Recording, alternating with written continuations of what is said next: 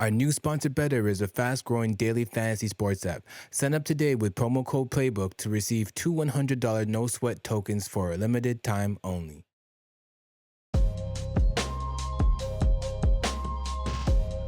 Welcome to the NBA Hangout presented by Playbook Sports. I'm your host, Brandon. With me, as always, is Dave. Dave, how are you? I'm good, man. How are you? I'm doing great.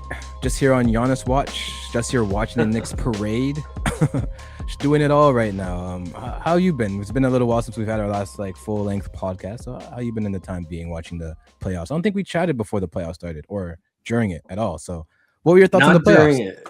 Yeah, it was spectacular, to be honest. Like it's you forget how physical the playoffs get when you're watching the regular season, because the regular season is like such a grind and you need like a certain type of player to get you through the regular season. Yeah.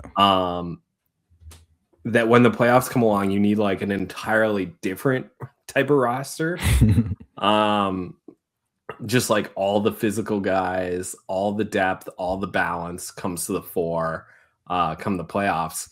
And it's just like, it's a completely different style of basketball. And it was so much fun. Like, it was nice as a Raptors fan to be back in the playoffs. I think for the first time in 4 years. Took Cleveland to 7 games. Wasn't supposed to do that. It was good. Got to learn a lot about our team. That was great. But then, like, just I think about like the conference finals. I think about the finals, and it was just scenes, just absolute scenes. Like that Knicks Spurs finals was absolutely unreal, and I couldn't believe it was over in 5. To be honest, that might have been the closest 5-game series. Yeah, it was wild. Like how often was San Antonio like leading to start a fourth quarter in that? Like 3 out of the 5 games. I want to say all of them. Maybe 4. Yeah, maybe. I want to say like all the Knicks wins were comebacks. So at least all those games, I think they were down going into the fourth. I think the only one they held on to was the game that they won, game 3. Game 3. The one with with the one that Trump slept at.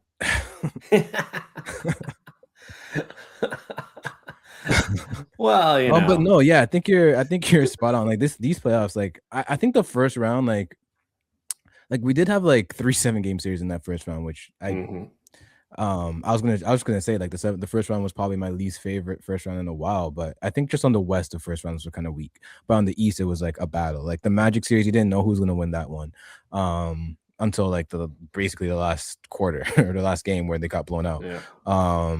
The Hawks, even the Hawks Knicks series, like the Hawks gave the Knicks the biggest scare of these playoffs in these 2 games. Who would have thought? But this is why you get these teams in there. You never know what's going to happen. These young teams, and then the Celtics and Philly go to 7 games as well, and it felt like that was like a triumph. Celtics were up 3-1. Yeah, came back. The Celtics dropped a 3-1 lead.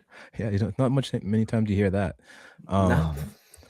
But then they go on and face the Knicks and they get absolutely squashed. Like it's a good thing we didn't pod before that one, because I definitely was calling the Sixers to probably not, if not win, then be super competitive in that series, and it was not at all. Embiid was like falling apart by the time that series came along, and the Knicks just handled business as they did for this historic playoff run. I guess we have to call it. Like they've one of the best plus minuses, one of the best point differentials ever in playoff history. So like we have to say it's like one of the best runs that we've seen in the playoffs in total.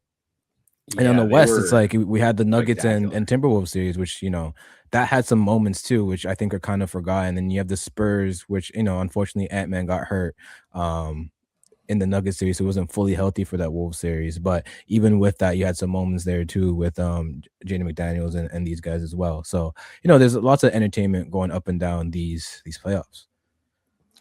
Yeah, and like, hey, even like LeBron's Lakers, 41-year-old LeBron as like the man, because Luka's hurt, and he's leading the team. And we're talking about this guy is like getting ready for retirement, and it's just so hard to see because of his production.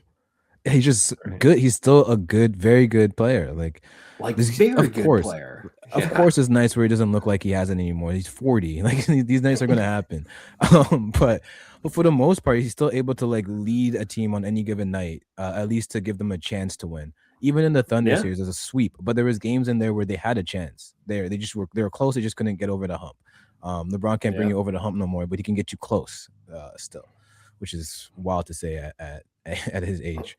But I guess the story, other than the Knicks, of the playoffs would be the Spurs. So how did you feel about this Spurs run? How Wemby was handled this entire time, from the physicality starting? I guess the physicality really started for them in that Thunder series when they had Hartenstein switch in and be like one of the main defenders of him. He really started to like bump him up and stuff. And then the Knicks also very physical.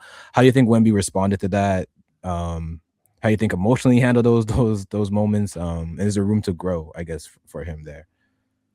So I know everybody calls like Wemby the alien, but I see him more like Luffy from One Piece. The guy is just like bendable and long. I remember, I think it was his rookie season, like he's playing the Bucks and it's him versus Giannis, and Giannis drops his shoulder and just slams into him and knocks him back like you can see him just bend out 3 feet away from Giannis, but he still gets up and makes the block. And at that moment, I was like, okay, like he may be slight, but this guy is not afraid of contact. It doesn't bother him. It doesn't change the way that he plays the game.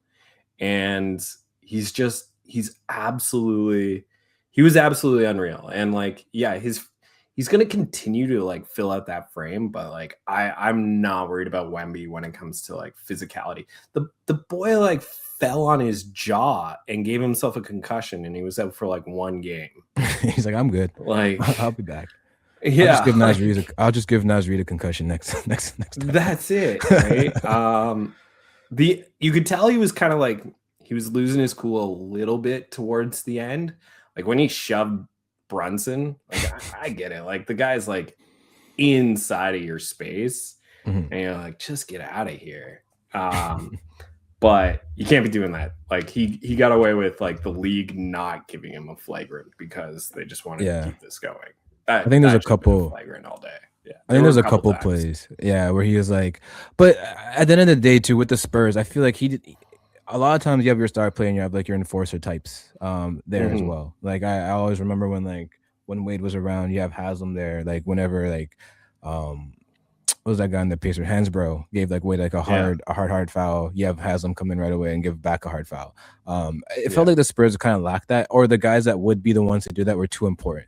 Like Stephon Castle is a guy who looked like he would be ready to do any of that stuff, but you constantly see like Dylan Harper or Devin Vassell kind of hold him back, being like, "You're too important to us right now. We can't lose you." Yeah. Like you can't be the enforcer for us. You can't be the one getting into all these confrontations because we need you on the court. But they didn't seem to have like that player that or even a big that they can play next to Wemby a lot of the times, in case the game got a little like physical and you want someone else in there. I think like moving forward for the Spurs, that's one of the things they're gonna have to look at, is like how can they revitalize that front court. Like how else can they give Wemby help on that end? Might start with Fox. Fox might not be tradable at this point. But at some point he can build his stock back up and be able to move him at some point. It just might not be with this playoff run fresh in everyone's mind. Yeah, I mean, I guess it depends. Like you're right. Like Fox isn't gonna get moved for like top value, but if it's like, oh well, we can balance our problem with maybe like your slight problem. Like as a Raptors fan, like Ingram for Fox makes sense to me. Going after like a Michael Porter Jr. makes sense with using Fox as the guy. Because that to me was like the Spurs issue, was like the roster did lack balance. They lacked a secondary go-to scorer. As much as like the guards are good, they're not like buckets, Yeah. And then you identified the other issue the Spurs have, which is like they need a power forward with like athleticism and size. They don't even have to be productive. They just need to like a Steven Adams. Ready. I think you need somebody more in the forward position. Like I think Wembanyama is a center all day long. Like his length, his height is too important for like shot blocking and being like the backstop. Yeah. But yeah, actually, you yeah. know, When I was really breaking down those, just because you touched on that, like his perimeter defense, I think was really like exposed during this run. Like I think you're right. I think like you really do want Wemby to be like your back end defender. You want him to be in the back. You want him to be blocking shots. You want him to be the guy that they're dribbling around and like, oh, Wemby's there. I'm not taking this layup no more. And then that just wastes extra time of the shot clock. Whenever you got switched, like the one thing that the Knicks did very well, I talked about like a little bit just in my preview for the series, was they play 5 out and they had Karl Anthony Towns to drag someone out. The Thunder weren't able to really play that way because Chet was not giving them much on the offensive end. So you didn't really have to respect him. No, it was a shame. Dort's shooting was like is inconsistent, so you don't really you can put Wemby on him and have him still roam the paint. So they had all these gaps in shooting where the Knicks don't have those gaps as much, and they're able to play a true 5 out, which I think those first like 2 games really like stung the Spurs in that aspect. I don't think they were prepared for that type of offense, like really spreading them out, really bringing Wemby to the perimeter and making him guard out there. Because once he's out there, he's vulnerable. He's a lot more vulnerable than when he's in the paint. And even in the OKC series, whenever Shea got the switch onto Wemby, he was fine. He looked comfortable. He didn't look nervous. He scored maybe every time that switch happened. So I think one of the ways to beat this Spurs team is to make Wemby play that 5 out game. Yeah, in which case then you just need to get him like support, right? There needs to be like switchable players. Like these are all players that, the Spurs won't be able to get. But imagine a Wemby, with an OG Anunoby at the 4, with Bam Adebayo at the 4, Scotty Barnes at the 4, right? Like they're not going to get that player. Those players are all too important to their teams. That's the exact archetype. That's the archetype, right? You need that like strong, switchable forward type who's like willing to take contact, right? And it's not even like necessarily like being the strongest in initiating the contact, but when the game gets tough and guys are like throwing themselves into your chest constantly, like you got to have the rib cage that can, take contact 10 to 15 times a game versus like twice a game in the regular season, right? Like, and you got to be willing to do it, right? You got to be willing to absorb, people who are driving to the net and just like get in their way and make it difficult for them. And that's kind of because like Wemby's the guy that's going to come along and make the play. Like he's going to get the block. He's going to get the counting numbers. You need the people who will do the dirty work that like doesn't show up in any of the stat sheets because the rest of it's covered in the front court with the Spurs. Yeah, they got that covered, and their guard play. Like we talk about a second scorer, I think Harper becomes that in like a year or two. Like he could be one of those prominent like scoring guards. Once he gets more of a like he was their best scoring guard that series in the finals, which is partly kind of a problem, kind of still has to work on his 3-point shot, but yeah. Like he's definitely projecting to be that. Wemby, for as good as he is on offense, he's still, to me, he's still learning. Like, he's still learning how to play offense and what he is good at and when to use what move. He's still in that phase of his career. Like this is his 3rd year. It's very hard to win in your 3rd year. Only a fraction, like only a couple NBA stars have done that. So he doesn't truly know his go-to moves at that point, or what, like, because that was a big talking point. A lot of media was talking about. It's like, oh, he needs to have a go-to move. It's like, okay, he does, but he's 22 years old. He'll eventually learn how to get that. Like all these players that you talk about have like go-to moves. Even Shea, it took him a while to get there. It took all these players a while. Maybe like Luka, guys like this who just come into the NBA naturally with some of this stuff. But for a guy like Wemby, who is like an anomaly, that's going to take some time for him to learn exactly, because he has so many tools. It's just like when you have so many tools, it's just hard to wrap your head around, okay, this is the one thing that I'm the absolutely best at and no one can stop me. It's going to take you a while to figure it out. Shooting above people. That seemed to be his best move, was like guys are in his face and he's just like, my release point is just, it's a foot higher than everyone. Yeah, like, you're not going to block me.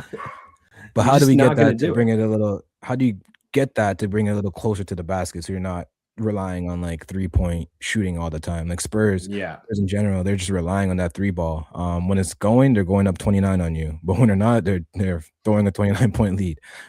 So just find that in between game where it's like, okay, our threes aren't going. How else can we score? What can Wemby do to help us impact the game? And I think he mentioned that too. Brunson for the most part, like until those like final couple games, he wasn't having a great series himself.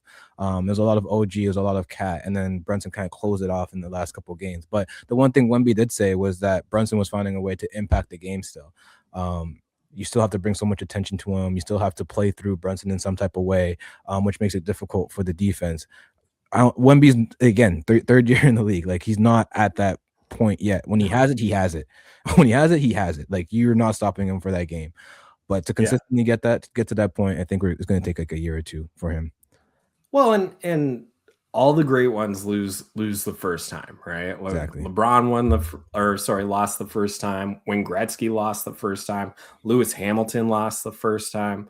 Like it's just part of Jordan was getting killed. Jordan was getting killed in the playoffs until he finally made a finals. Like all these teams were beating up on him for a while. It's just how it goes. It's just you gotta take your bumps before you can win the big one. And when you do that, right? Like when you do take the bumps, you learn so much more, and that allows you to use it multiple times, right? If you find success right away, you haven't found the hardship. You just expect the success, and then it doesn't come, and you kind of get lost in the woods. So I think this might have actually been the best thing for Victor was to lose, even though he always comes in second, right? But we haven't seen him at a second Olympics. We haven't seen him like he can only play under 18s for so like long, once or twice, yeah, right. So, we'll see what he learns from it, right? Yeah, how he responds from it, how he responds. Yeah, and he's willing to learn. He's willing to learn. He's willing to put in the work. So you expect him to be much better coming back into the next year, even if you don't see it in the season a lot. I think a lot too of it with him was just conditioning. I think for the Spurs in general, they'll play that play style. They're going up early because they have all the energy. Their defense in the first half looked like incredible. Like the rotations were immaculate. Yeah. Like everything was like so crisp, so smooth. Nothing is missed. The pressure's there. They're doing it almost full court or three-fourths of the court. Constant pressure. And then by the second half, you just see it drop. And I think it's part of it's like, yeah, you're up, but part of it too, I think, is to do with conditioning. Wemby at the end of like some of those games looked extremely like tired.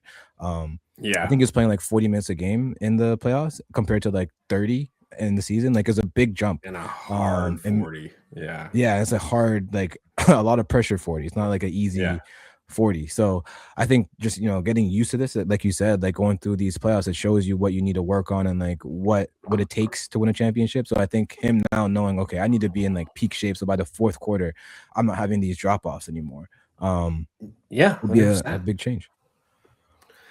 It was I San Antonio's too good of a franchise to just do nothing this winter. So I think the big thing is really just to watch them for the future. It was just it's kind of funny because for the last couple of years we're like, oh, like the Thunder are going to be unbeatable in the West for the next 5-10 years. Just like the talent, the picks, they can just roll it forward consistently. And I mean, they were kind of exposed. Like they don't have an answer. I mean, they're gonna study what the Knicks did, but the Thunder needs some health. Maybe they need one more guy, right? They were a little bit exposed.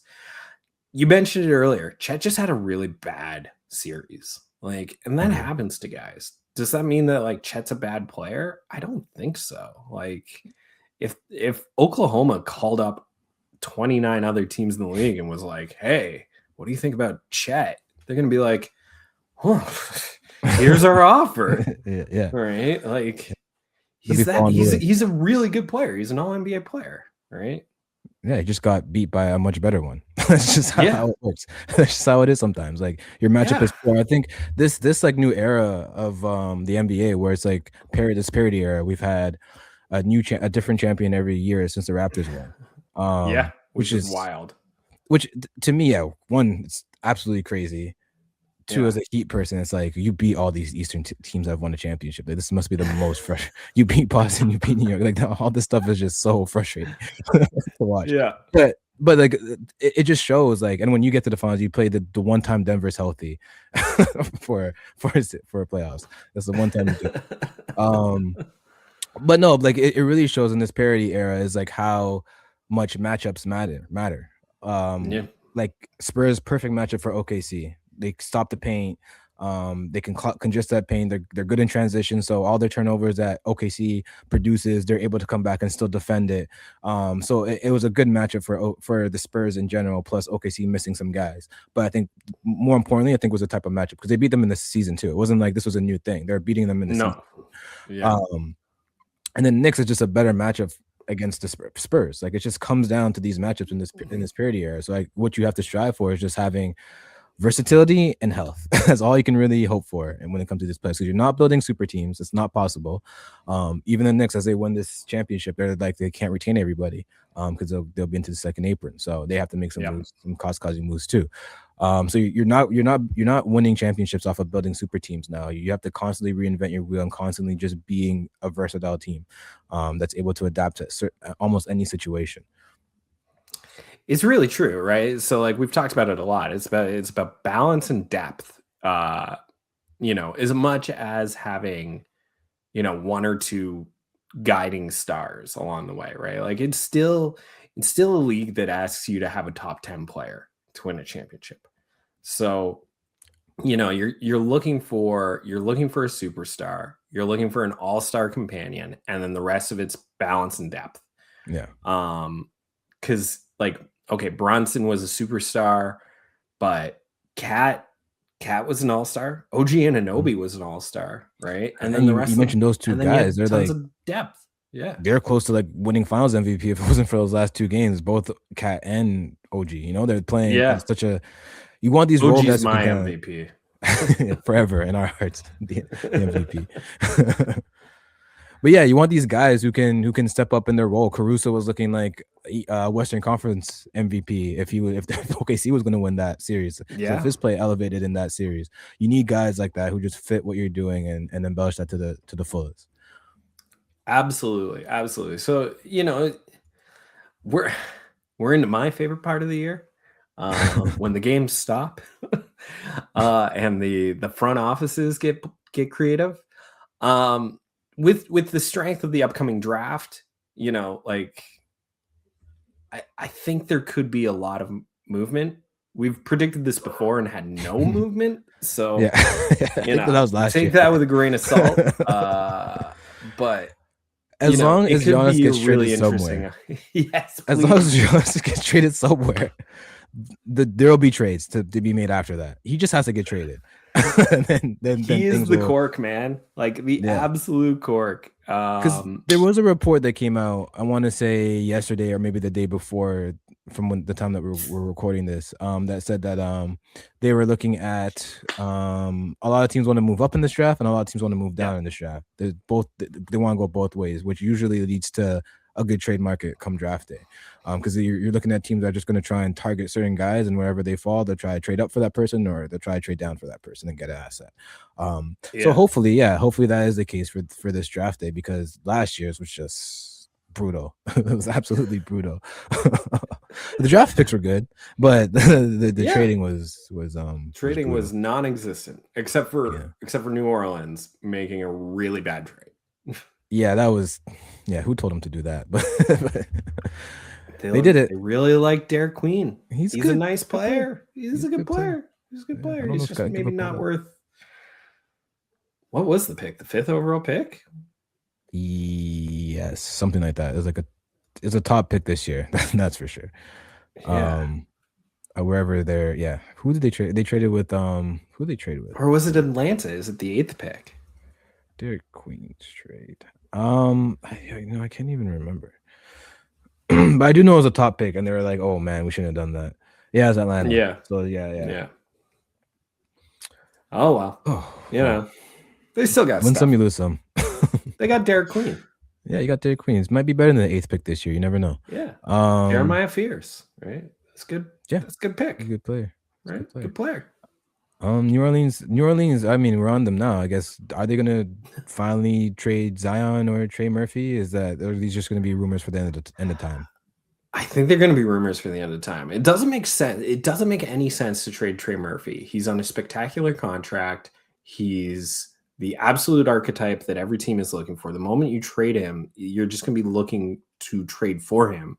It's the exact problem the Raptors had with OG Anunoby. Like they traded him, partly because I get the feeling like he wanted to go. The core was breaking up. He wanted a new opportunity. Yeah, but like. That's all they're looking for. They're looking for an OG. Every team is. And Trey Murphy's okay. He's not the defensive star that like an OG is, but he can shoot. He makes like $25 million a year for like 3 or 4 more years. Yeah, he's just really good. I don't see any reason why you would trade him outside of like a Godfather package. And then are you really doing that for Trey Murphy? Like he's not a superstar. And you don't know what he is. He's not even an all-star yet. Yeah. You don't know, is he going to be an all? You don't know with him, which is why I don't know how much you can really trade for a guy like that. Because it's like, on paper, yes, he has a shot. He could play defense. He has size. He could play 2 ways. Great length. Could rebound well for his size. Just looks like a complete offensive player. But he's been on such a team that's like, look at what's happening with Fox right now. You don't know. You don't know what these guys are really capable of doing until they're in teams that actually play meaningful basketball. And if that ever happens in New Orleans, like Zion hasn't played a playoff game yet. Like really? I don't think he's played he's played playing games. And he's played some really good playing games. Whoa. But I think they've missed the playoffs. So like they haven't had crazy. They haven't had that real test. You don't know what these guys are like in these. I mean, Zion, I think we kind of know because when he was in those play-in games, he looked good. He just got hurt. Send him to San Antonio. Let Zion be the power forward next. Let him bang bodies next to Victor. Yeah. Yeah. I do wonder what San Antonio is going to do though, because they don't look like a team that wants to like make a massive trade, but they look like they want to make. They're going to want to make some like trades around like the edges just to make sure their roster stays complete and more versatile. Yeah, they showed they can't play the 3-guard format, so they do have to figure out what's going on with the guards. Dylan Harper, you can't keep him on the bench. You're not going to move Stephen Castle to the bench, and you're not going to move De'Aaron Fox to the bench. So they need to figure that out. They almost certainly have to make a trade with one of them. And that's just going to create a lot more balance with the forward positions because that seemed to be where they were weak. Like Champagny, like love him. Like the guy's just, supernova from deep, and he tries really hard on defense, but he's not very big, and he's not the guy that's going to like really change your outcomes. Right. So they just they need forwards in San Antonio. Yeah, and like Vassell, like again, Vassell's nice too, but like he's he's a 6 man. He's fine. He's just a fine guy. Keldon Johnson again, he won 6 man of the year, but I don't know how much. I don't know. I don't know if he should have won that one, but he won it. So he will always be a 6 man of the year. Yeah.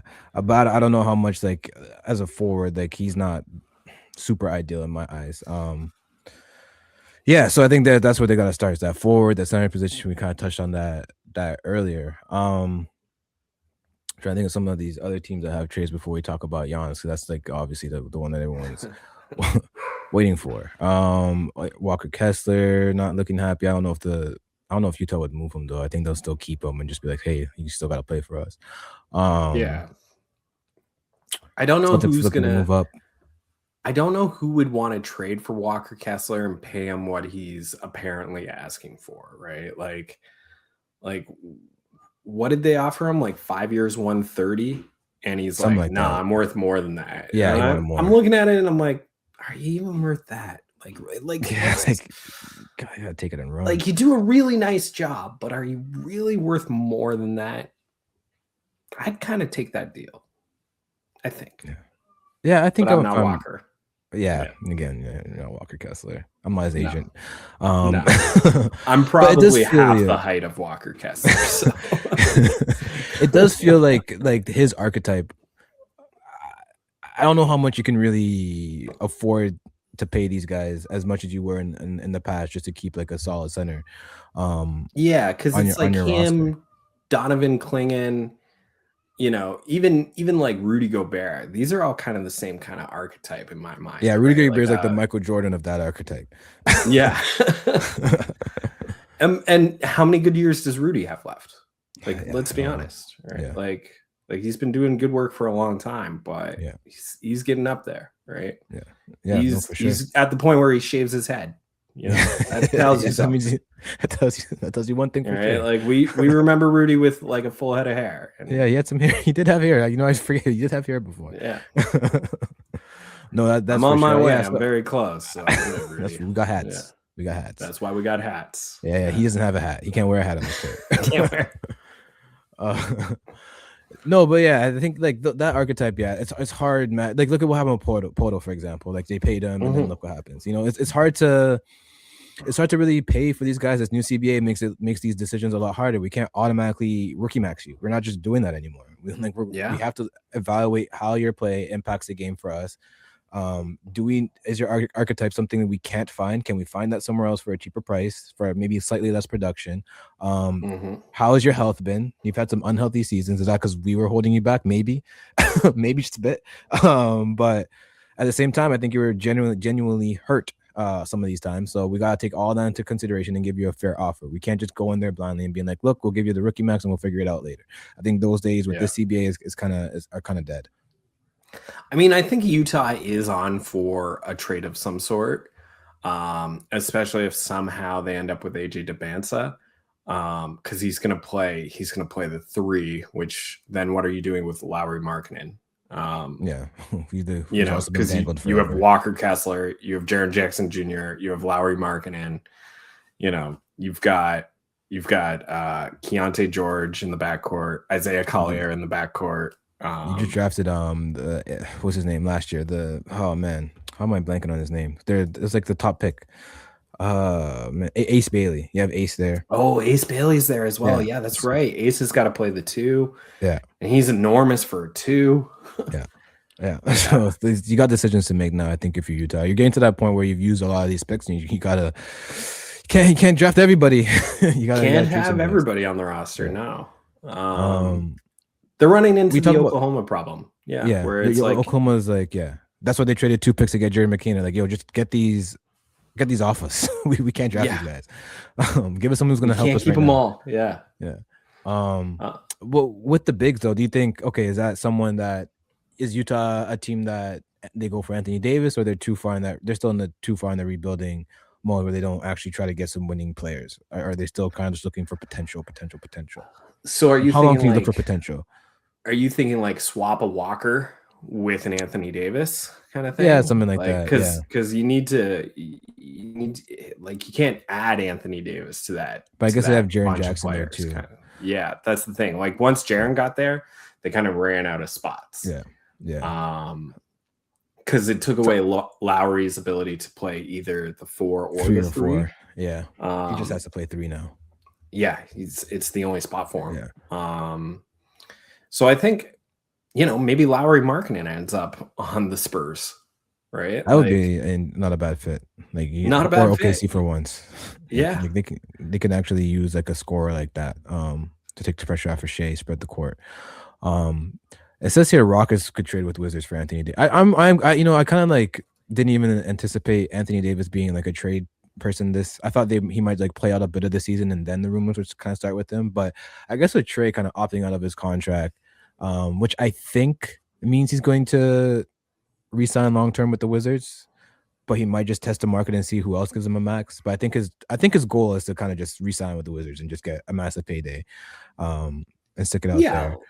Like I think he'll get like 3 years, 120, like 40 a year. Kind of that Brandon Ingram contract. And I think it's probably appropriate for Trae. Like he's a great regular season player. The playoffs are a little tough because of his defense. And he's not like a big body. Like Jalen Brunson is at least like he's like over 200 pounds, right? Like he can get into you and he can like bang a little bit in the way that Trae just can't do. Yeah. And you really see that on the defensive end. Yeah.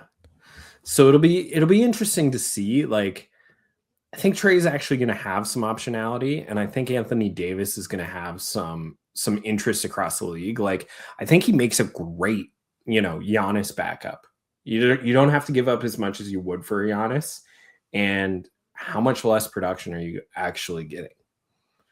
Defensively, you're getting just as good for sure. Yeah, like a Bam and AD back front court. We saw they won a gold medal, so right. They can work together. Like if I'm the Heat, yeah, I'm like, you guys do something. I'm stringing you along because my top pick to the prom is out there, but if they say no, I'm gonna come for you, kind of thing.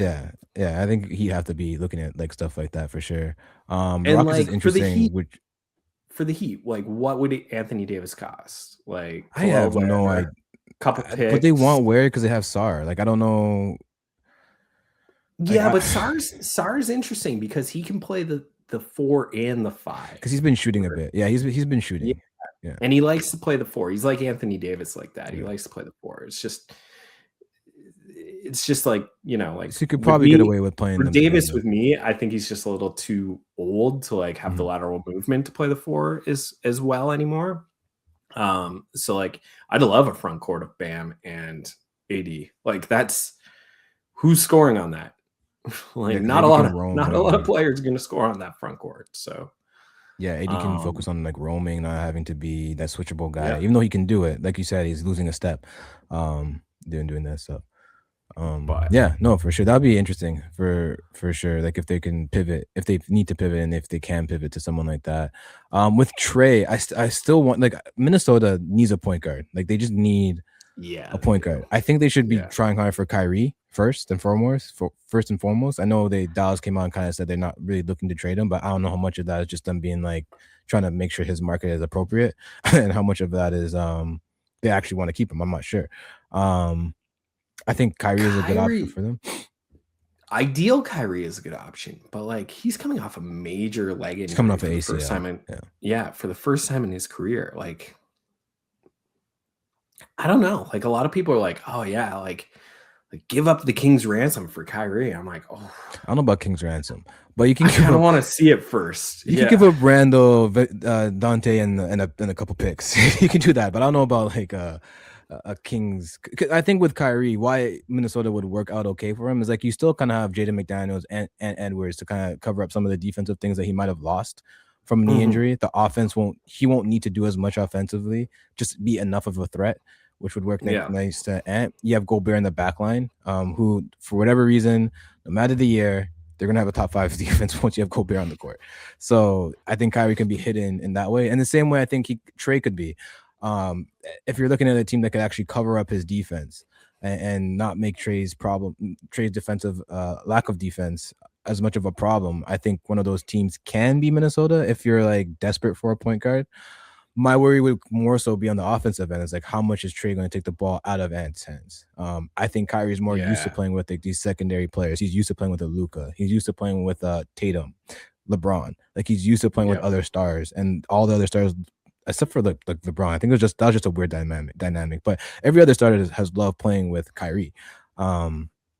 LeBron's just upset because Kyrie got that winning shot to win the championship, right? Like he got the moment. He got the moment.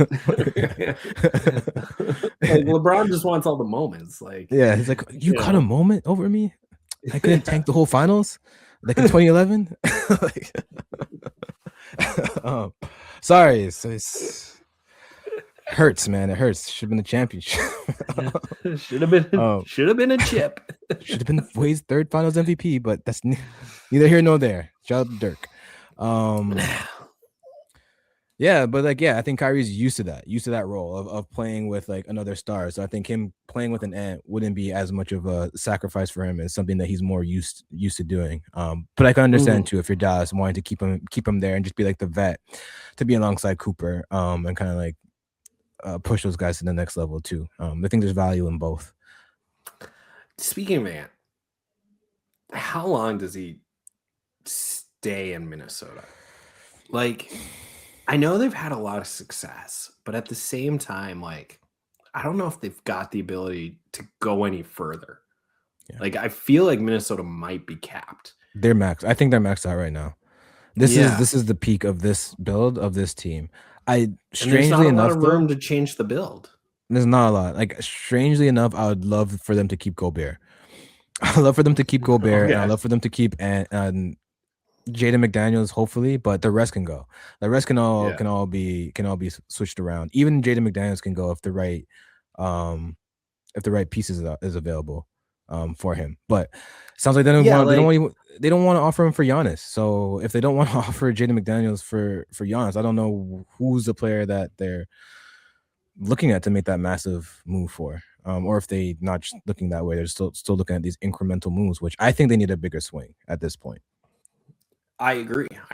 And it's when the problem was they traded 5 picks for Gobert, and there wasn't anything really left to do. Like, to be fair, like, it was kind of incredible that they gave up Cat to the Knicks, because like the Knicks had given up 5 picks for Bridges. Yeah. And they somehow got Cat out of so is it like, do you go after a Fox? Because like the Knicks got Cat because like he had a bad playoffs, and that was the only reason, right? And they got him on a discount. So are you going after a Fox? Is that the point guard you're looking for? Like, honestly, like if you're Minnesota, I don't see why not. Like, I know we just saw what we saw. I know what we saw. I've been seeing a lot of things that he's going to take less shots, if there's a backcourt shot available, it's going to be Ant's shot. It's going to be Ant. It's going to be Ant's. He's going to control that. He's going to control the ball. I did see like a lot of clips of like some stuff he was doing on San Antonio, which got Mike Brown fired, which ironically Mike Brown was a championship over him. But it was like some just like mindless plays, like closing out on guys on 3-point shots when you don't have to. You should have been there already. They only could shoot a 3 and you foul him for a 3-point shot. Like, that stuff that he was doing in Sacramento, that's like some of the plays I saw him do in Sacramento. I'm like, okay, this stuff is just carrying over from like that time there. So I know is it a Randall for Fox deal? But if you could do Randall for Fox and Dante, I'm throwing in Dante because he's not playing. I don't think he's going to play. Yeah, he's not going to play for a year. Unfortunately. He might come back for the playoffs. Yeah. If it's just that for Fox, if you're Minnesota, if there's nothing else, if there's no other guard out there, like if you're not getting a LaMelo, if you're not getting like any of these other guards, LaMelo's not going anywhere. Yeah, so Charlotte after like having this run last year, I think they're going to stick tight with that. Yeah. Then the guards are scarce. You're not drafting one this year because you're not, you're too good. I think you have to make a play for like you need a guard that bad that you can't keep throwing out. I said this, I think the last 2 years we've done this pod. You can't keep throwing out Mike Conley. Like, you can't keep doing it. He's good. He's good for his age, but they can't. Like, the poor guy. Yeah, let him come off the bench. Yeah, just let him be which they kind of did. Like Ayo Damusu. Yeah. That was a good pickup for them. That was really good for them. Yeah, and I think like he played the point guard most of that. Most of the time since he came on board, and he's not a point guard. No, that's the thing. Like, even when they needed a steady force, it still was Conley. It was still him who was kind of all right, relax, guys. So he was the Lowry of the bunch, for lack of a better term. To go back to the Spurs, which was weird about the Spurs, because they have Harrison Barnes, who is like Mr. Steady, and they never played him, especially when things got wild. Yeah, like, just they did not trust him. Just throw Barnes out there to slow things down.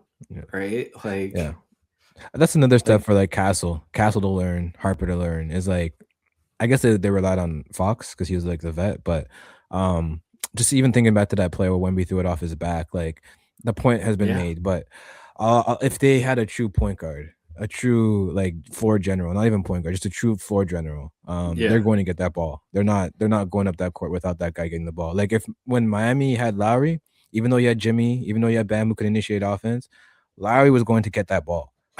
Lowry on the Raptors, he had Kawhi. And he is going to get that ball. And he's going to set up still the general. Yeah.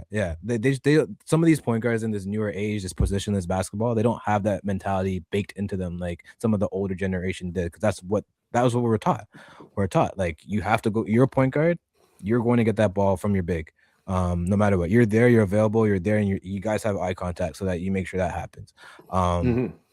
Now with the positionless basketball, you don't know. Like a guy can catch it and go. So if he's catching and going, I might as well start running down the court so that I'm in position to help out the team, fill out a lane, get an easy basket, whatever it may be.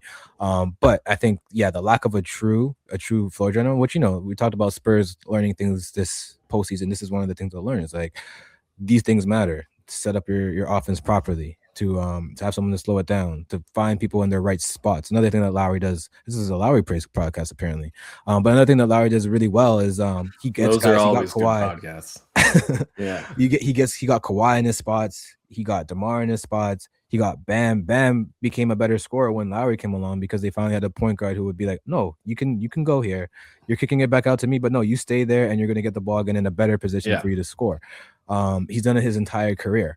So he got Jimmy in his spots. Anyone he's played with, they get into their spots. So yeah, that's something that I think the Spurs will learn. And maybe that's what like if the Spurs do trade one of the guards, probably Fox, like I think Dylan Harper can be that type of player. Like I really do. Like his father being a professional, especially a professional of a different era, he can see that value. But to go out and get maybe like an older backup point guard who can like maybe instill some of those values, like Lowry's I think he retired. Like he's gonna retire. Yeah. You can't do Lowry, but like a Drew Holiday. Like I don't know if you can get a Drew, but like I mean, that you're just Spurs. You got assets. You can get a Drew if you want a Drew. I think that's fair. I think just Drew makes some money. He might. So matching money might be an issue, but but that's the kind of player that you want. You just want somebody who knows how to slow it down when it needs to get slowed down, right? And just like identify those moments in between where it's nice to have the coach on the floor, right? And the coach is never the best player, but they know what to do. Like the Spurs are blessed to have all these kids who are just amazing athletes, who want to run, who can play fast, who can play athletically, but to also know when to not do that is a different type of skill set that generally only comes with experience. Yeah. Right. Yeah. I think they'll get there. We have a very guard heavy draft coming up, and there's nobody who profiles that way, who's like, oh, this guy is just so savvy and smart that like he's just gonna be able to manipulate the whole game. Maybe a Bennett Sturts, but that's only because he played super slow. We don't know what a Bennett Sturts is in the NBA. He's only had one coach. Yeah, exactly. So you need to see these guys on that level, more athletic players. Do they get rushed? And do they feel a little more like they have to do more to like keep up, or are they able to keep their same pace? Chris Paul is like, I mean, one of the best at that. Perfect. And he was with the Spurs a couple years ago too, which I think was helpful for those guys at that time. But I can't remember if he crossed over with Stephon or not. He might have just missed him, or if he did, he was there for like I think he did cross over with them, but he wasn't there for Harper, that's for sure. No. But yeah, I think that type of guard, that type of vet, if you can get Conley, Conley, Conley, make that trade. Send Fox for Randall and Conley. There you go. Make sure Conley's in that trade, not Dante. I guess the final, we're getting close to the end here. Time. I guess we got to talk about Giannis. We got to talk about Giannis. Can't put it away any further. Giannis watch. Does he finally get traded by? So the owners have gave themselves a deadline. No one asked them to do this, but they gave themselves a deadline. Yeah. Well, they kind of have to because they want to make a draft pick. They want to be able to draft. They want to have extra picks at the draft. That's why they gave themselves the deadline of the draft to trade Giannis. Will we see this trade happen, or is the market not looking as it should be for Giannis, and they might just hold on to him yet again? So it's funny because we've been in this like will they won't they with Giannis for so long that they've gone past the point where like they're not getting the best overall package that they could have gotten once upon a time. Like the Miami package is, it's fine, right? It's what what you would expect, right? Like Tyler Hero's been an all-star. Khalil Ware has a ton of upside. Not Pele Larson. Who am I? Hami. Yeah, Hami Jaquez, like great role player, somebody you want on your team, and picks, right? And with the new tanking rules, like those picks are going to be a lot more valuable than they used to be, right? Yeah, because true. if the Heat just kind of are like a play-in team, or maybe like a little worse, like a Bam or a Giannis gets hurt one year, maybe one of those picks is like a top 5 good pick, right? Yeah, exactly. But so that's kind of like what you're looking for. But are you excited by that package, right? There's no like exciting name, New Orleans, maybe they could throw you a Zion Williamson. Zion Williamson is a flawed player, but he's an exciting name. It's a name that the fans can recognize. Yeah, that you want to go out and buy that jersey. Like, I don't know how many people want to go out and buy a Tyler Hero jersey right now. He's a nice player. Yeah, like he's a nice player, but so it's like, but at the same time, there's not a lot of teams that are in a position to be trading for Giannis that can necessarily beat that package, right? Like maybe Oklahoma, but it's going to be like crazy heavy picks, future picks, right? Just like a crazy pick package and like Isaiah Hartenstein, because you need to match money. You brought it up before we got on here. Maybe the best package is like a Magic package around Paolo Banchero, but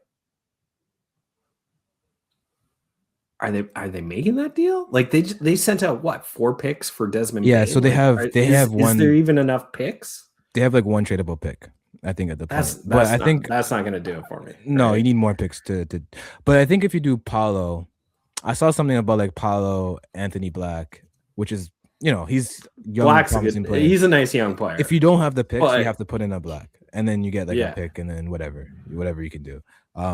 Which compared to the mix of like player picks, 3 picks, 3 players, a couple swaps as well. Like it's the thing is you get the Paolo though. And I think that does matter. When it comes to like these things, I think you can sell your fans on, look, we traded Giannis, but we got a new upcoming star, Paolo. Look what he just did in the playoffs this past year. He had like a 40-point game. He had amazing moments this year. He might be a playoff riser for all we know.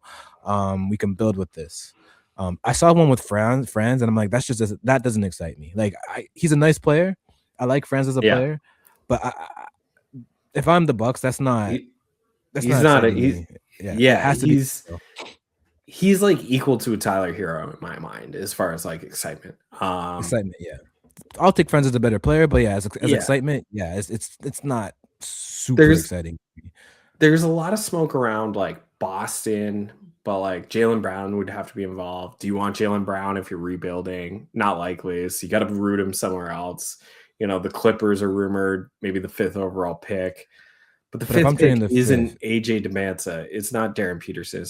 It's not Cameron Boozer. Like it's not even Caleb Wilson. Like it's that next tier of players. And is that exciting? And then you have to expand it. There's some smoke around Atlanta, but what are you giving up if you're Atlanta? You're not giving up Jalen Johnson. No, you're not giving up Dyson Daniels. Pick. Like you're trying to give up the 8th pick and Jonathan Kuminga. Yeah, that's because you're not giving up Dyson Daniels. You're not giving up Jalen Johnson. God no. No.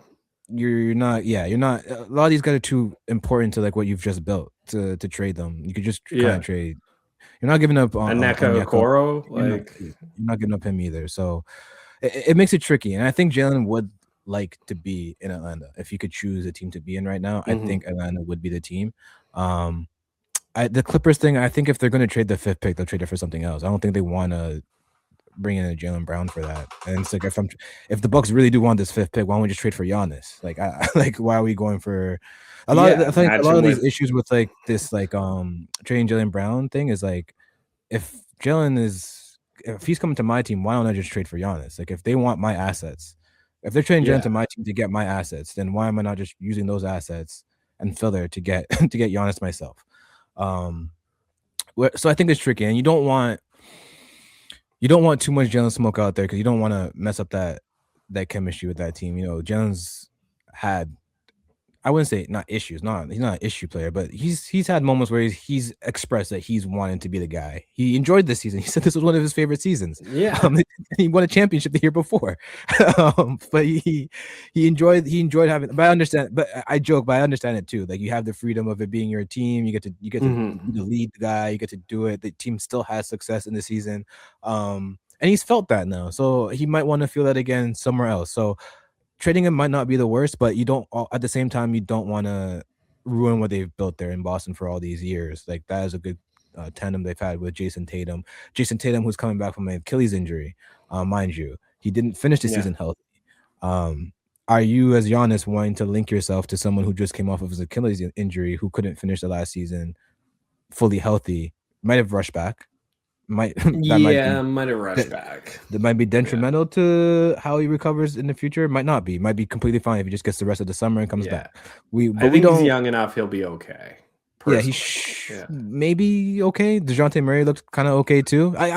Achilles is such a weird one that we don't know. Like KD had a couple hiccups too once he came back from his Achilles injury. I know he was older, and he's been fine like the last 2 years, but he had some hiccups as well. Like he had some injuries. They're going to go through some lower leg stuff. And if Tatum goes down, Jalen can hold down the fort. Obviously Giannis can too, but he's also, I don't know. It's an interesting one for Boston. I think if you're giving up Jaylen Brown, I think they would prefer, if they could, to build a package without Jaylen Brown and try to rein him in that way, which I think is extremely difficult at this point. So there's a lot of talk with Giannis and the Heat, right? What as a Heat guy, like what are your ABC scenarios? Like A scenario, you're getting Giannis. What's B? What's C? Like what does your summer look like? One, if you get Giannis, and like two, if you don't get Giannis. Because like I've said it to you many times, and I said it before we got on air. Like to me, Miami is one of those marketplaces, like Boston, like LA, that should be like in that top tier for not just competitiveness, but a place that people want to play, a market that if you're not a fan of the team, you still want to watch the team, right? Like I'm not a fan of Boston simply because they play my Raptors, right? But like every once in a while, I like to know what's going on with the Lakers, partly because they're just across the country, right? Yeah. And that's kind of how I feel. That's kind of how I feel like Miami should be in the same boat, right? And to do that, they need stars. Yeah. Mr. 83 can't do it himself. No. Well, pull off 83 a game, he can do it himself. No, but I think you're right. They need to get someone in there. I think the Giannis thing, like some of like the pushback that I saw from early on in these negotiations from Heat fans was that you trade for Giannis and then you're left with no depth. My thing with that is like every time they've gotten the star, they went to the finals.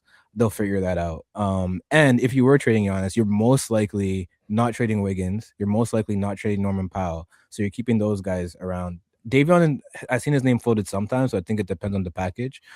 So you're keeping probably those three. So you're going to be able to fill out a starting lineup, which would be a competitive one with Wiggins, whoever, Knicks, Bam and Giannis. And you still have the MLE. You have your money situation is pretty good, so you still have the MLE. You can sign someone who's pretty good. You still got minimums. You still got a TPE as well. So you have ways to fill out this roster. Once you acquire a Giannis, who they go for, I would like to see them like get a guard. If they're not keeping Cass, then they definitely have to get a guard. If they are keeping Cass, then you might be able to work more into the front court and get like Bam and Giannis some like front court help. And look around the league for something like that.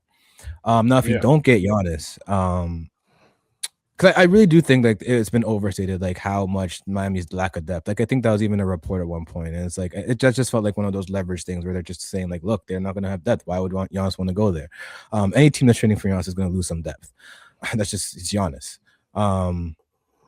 If you don't land Giannis, I just hope this offseason you have more of a backup plan than you have in the past. Last summer, it felt like you're not all in on KD. You're kind of in on KD, but with how I won't say little you were, because you didn't even offer Kal-El for KD, which is absurd in my mind. So how serious were you? And if you weren't that serious about him, where were the other moves to make to follow that up to really improve the roster? You got Norm Powell, but that was just kind of like you just became the third team, and they just want to dump him off type of thing. It wasn't like you really like searched out for a guy like that. So I would just hope that they have more of a backup plan this time. I think it's good that they have the draft day like deadline. So if he doesn't get traded by that day, their pick isn't going to be worth as much.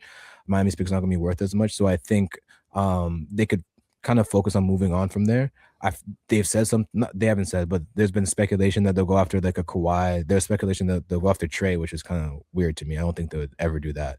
But like I think that's what you're looking for. You're looking at like a Kawhi if you can take him away from the Clippers. You're looking at like that a Ja Morant. I think you can kick the bucket at that.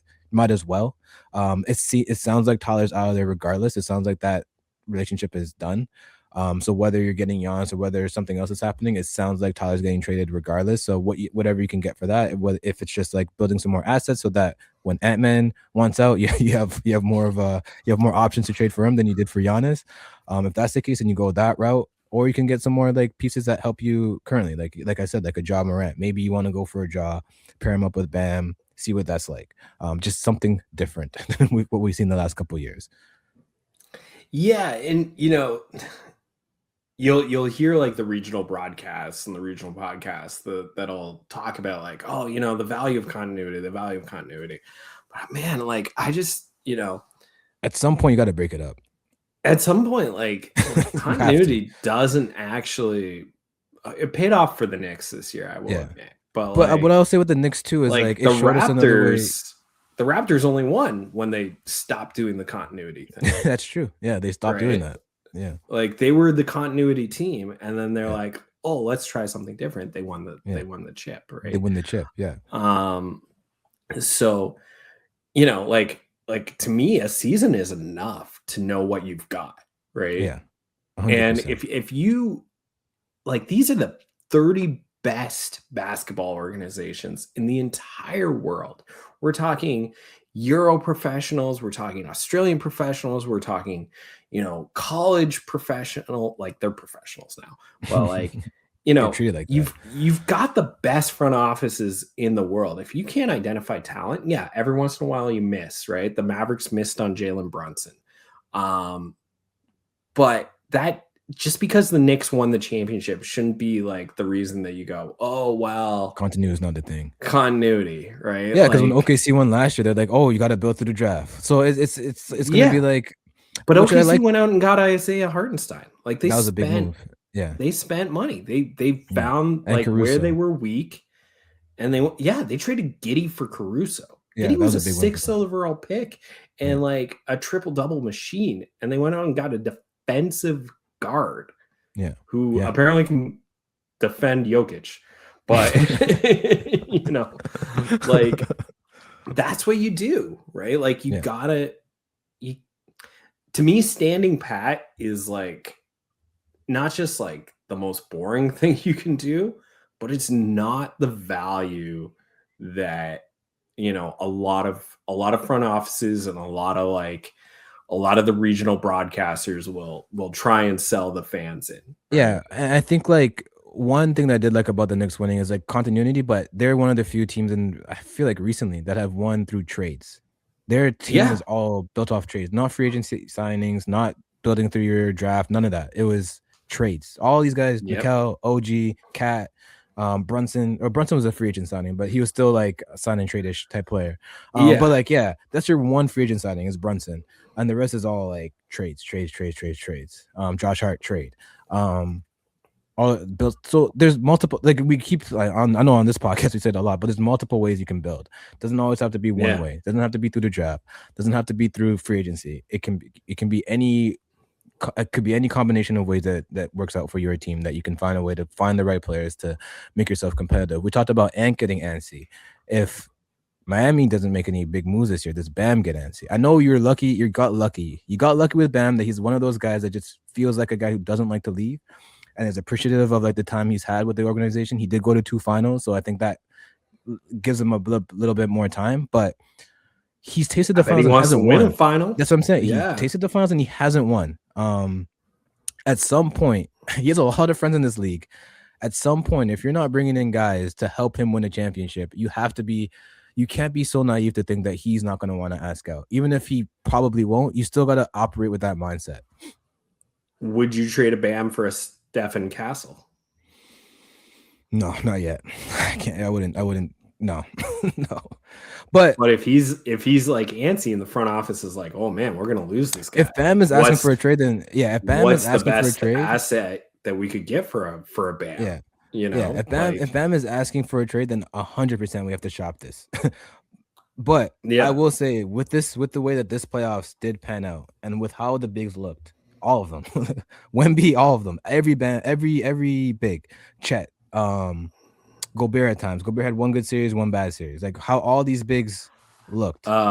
Scotty Barnes looked amazing. Is he a bit? I guess forward. I guess fine. We can power forward. He plays power forward. Yeah, he can be in forward. There. Scotty Barnes was amazing. Centers. Yeah, he had a bump in his like. I think reputation. He might be the only one. But of the playoff like risers or the new guys that we got to see in the playoffs, Paolo, Scotty, I think truly like impressed. Stephon Castle impressed. Last time he was in the playoffs was good as well. Like I think Paolo, you're right. Like I think he might be a playoff riser. I think that just might be what he is. He is. My season might not matter enough to him. He might just like live for those moments.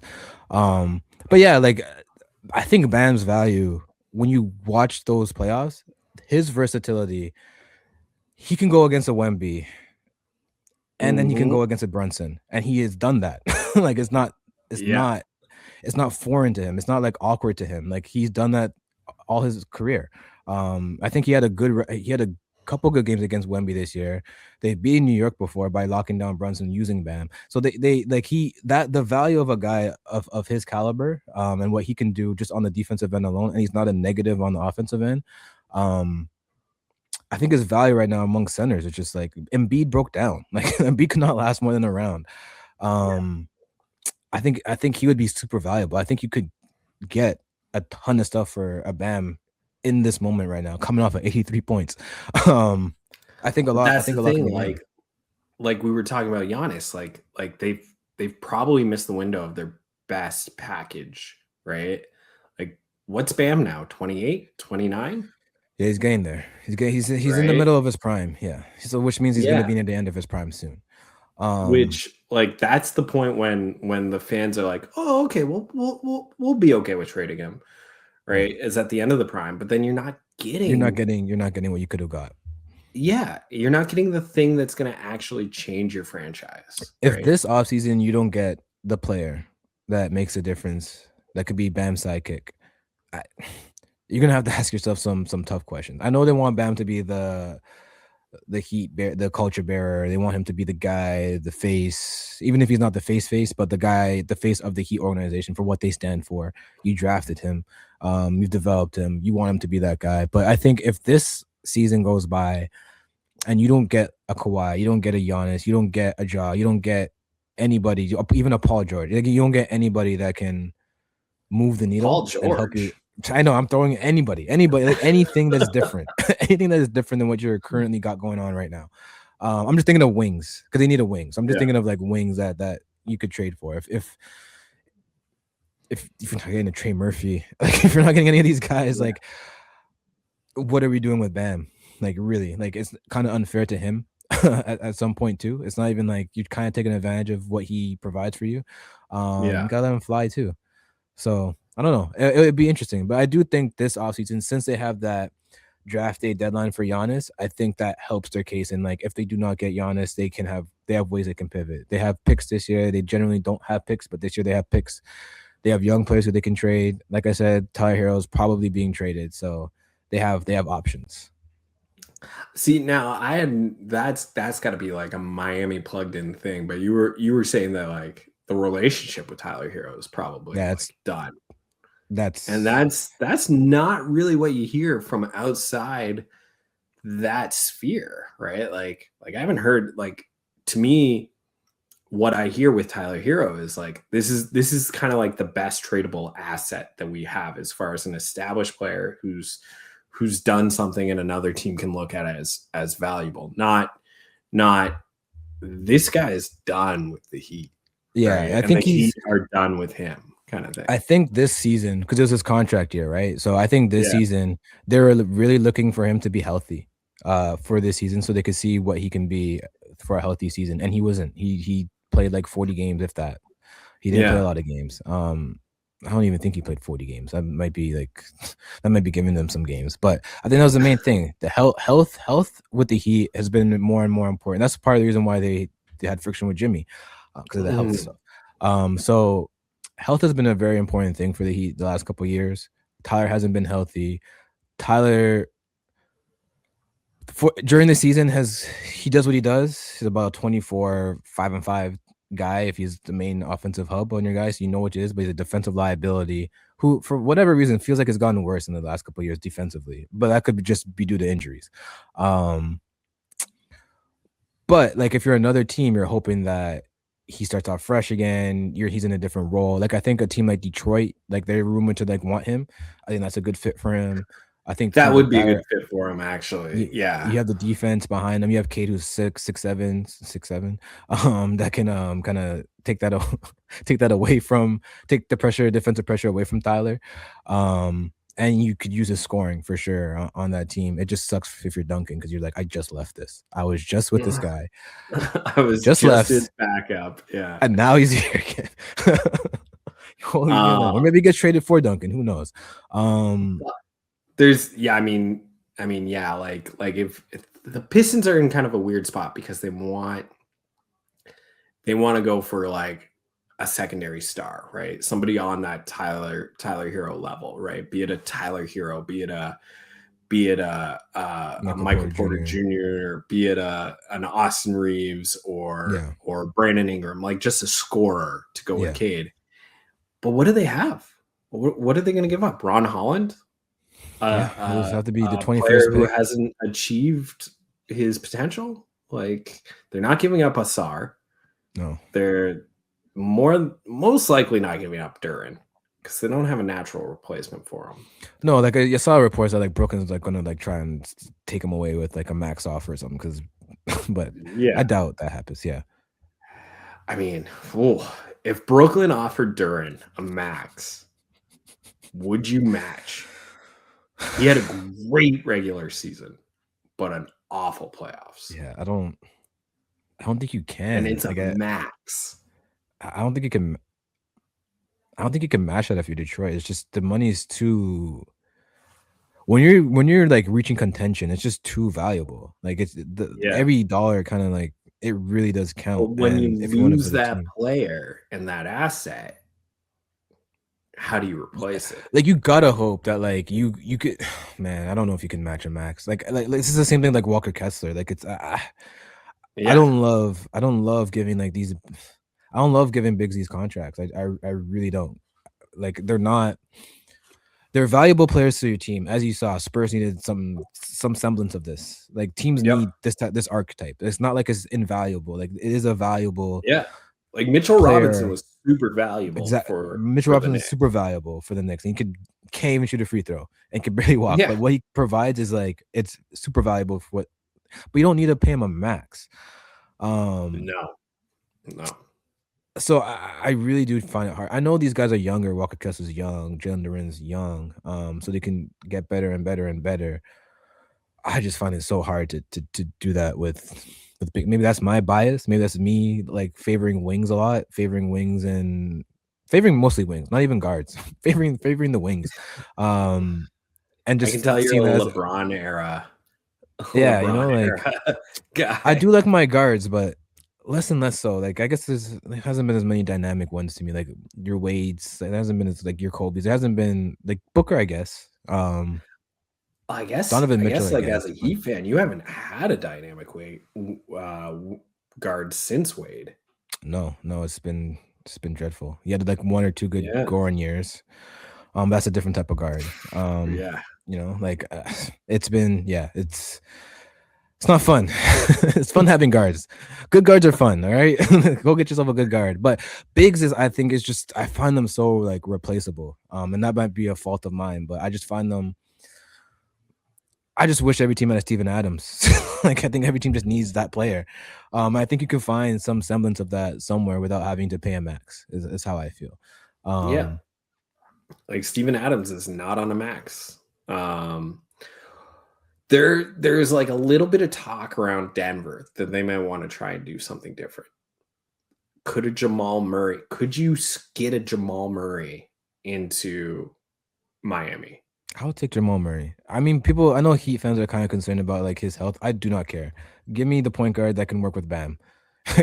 Just and we'll figure it out. Like we can't. I don't think the Heat can be too picky about these things right now. You get the player and you figure out how you're gonna build the roster. I know Jamal Murray. He made All NBA this year. He had a very good year. He was All-Star. He had his best year this year. Yeah. He had a very, very good year. But I know he's not the caliber of, let's say, like a Kawhi or that. But he is still a very good player who fits what you're trying to do. And can help you get to the next step. He's a good building piece for that for sure. So if I'm the Heat, I'm looking at we'll do something with you. If you need to shed some money, well, we can take money. So we'll figure something out with you. So if the Heat enter next year as a stand pat team, though, what's the fan base going to do? They're not going to go to games. I don't know if they're going to. I was going to say, like, will it matter? Will it matter to the front office? Like the Heat, for whatever reason, is like one of those teams that are top in attendance every year. They're like one of the top teams. Even though if you look at the screen, you find them trickling in a little bit late. They do show up, and they are there, and they do buy tickets. Miami is an affluent town, right? Like, but I can't see things like basketball games. I can't see like the online fan base. The online fan base, which has already been like brutal, like they've already hated everything that's gone on for like the past year and a half. If they do not land Giannis, and the funny thing about the Giannis thing is like Giannis is the big fish. Yeah. To start off the saga of this whole Giannis thing, a lot of people were like, "Oh, you're gonna give up too much for Giannis." Like Heat fans, everyone was like, "You're giving up too much for Giannis. You don't want to do that. You want to look at these guys, build through the draft, look for a younger star." But as this has dragged out, if they do not get Giannis,